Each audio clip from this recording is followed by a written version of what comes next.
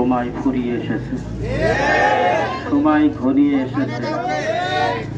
রাসূল আরবি সাল্লাল্লাহু আলাইহি ওয়াসাল্লামকে গালি দিয়ে পৃথিবীর ইতিহাসে কেউ টিকে থাকতে পারে নাই, মোদিও পারবে না। আমি বড় আশ্চর্য হয়েছি, ভারতে যে দুর্বার অভিযান চলছে, যার নেতৃত্বে উনি একজন সাধারণ মানুষ, কোনো ইমাম আলেম নন, প্রাক্তন এমপি ইমতিয়াজ জলিল, এই ব্যক্তির নেতৃত্বে ভারতে যে প্রতিবাদ গড়ে উঠেছে, তার সূত্র ধরে বাংলাদেশের তৌহিদি জনতা, মাদ্রাসার শিক্ষার্থী, স্কুল কলেজ ভার্সিটির ছাত্র ছাত্রীরা পর্যন্ত রাসূল আরবির পক্ষে যে মিছিল, যে বিক্ষোভ প্রকাশ করেছে, ইনশাআল্লাহ অচিরেই সারা পৃথিবীর মানচিত্র থেকে নাস্তিক, মুরতাদ, বেঈমান, ব্লগারের দল নিপাত যাবে, দিন ইসলাম জিন্দা হবে। ঠিক না দেখে মুসলমান, খুব ভালো করে মনে রাখতে হবে,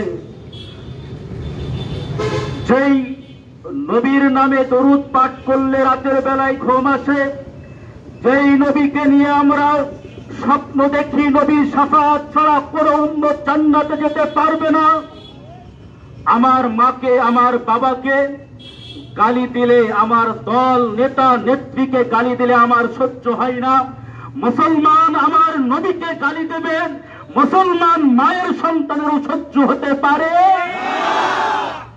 দেখবেন আমাদের মাঝেও কিছু মুনাফিক আছে, কিছু মুনাফিক আছে। মুনাফিক বাজার হাটে তৈরি হয় না, মুনাফিক মসজিদে তৈরি হয়। আমরা মিছিল করি, প্রতিবাদ জানাই, বিক্ষোভ জানাই, তারা মুস্কি মুস্কি হাসে।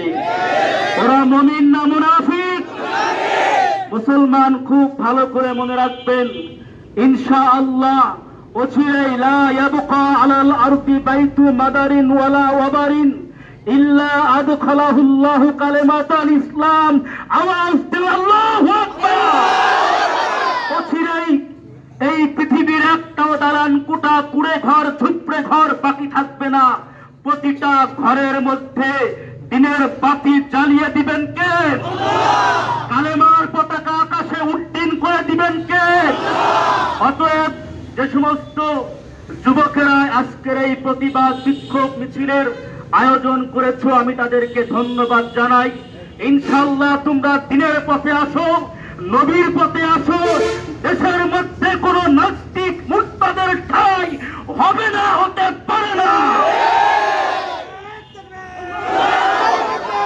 আলহামদুলিল্লাহ।